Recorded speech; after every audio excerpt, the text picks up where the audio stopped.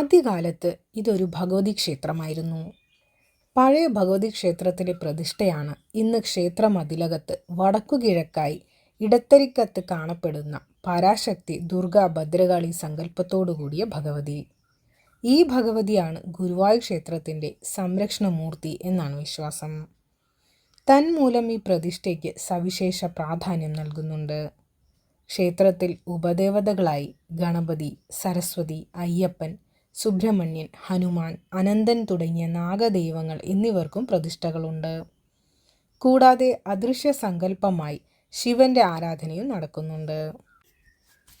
ഗുരുവായൂർ ക്ഷേത്രത്തിലെ പ്രധാന പ്രതിഷ്ഠ ശ്രീകൃഷ്ണ സങ്കല്പത്തിൽ പൂജിക്കപ്പെടുന്ന ചതുർബാഹുവും ശംഖുചക്ര ഗദാപദ്മധാരിയുമായ മഹാവിഷ്ണു ഭഗവാനാണ്.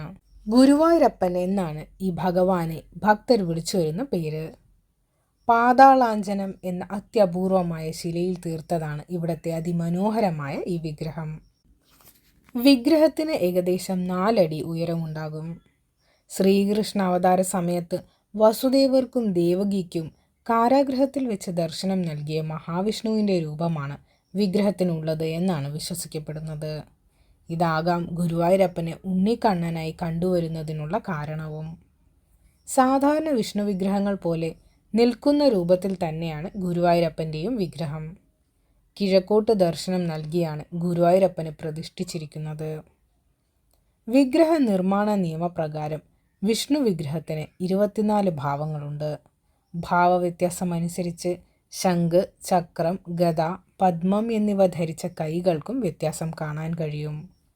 പുറകിലെ വലതുകൈയിൽ ചക്രം, മുൻപിലെ വലതുകൈയിൽ പദ്മം, പുറകിലെ ഇടതുകൈയിൽ ശംഖ്, മുൻപിലെ ഇടതുകൈയിൽ ഗദ എന്നിവ ധരിച്ച രൂപത്തിലുള്ള വിഗ്രഹത്തിന് നിയമപ്രകാരം ജനാർദ്ദനൻ എന്നും പറയും.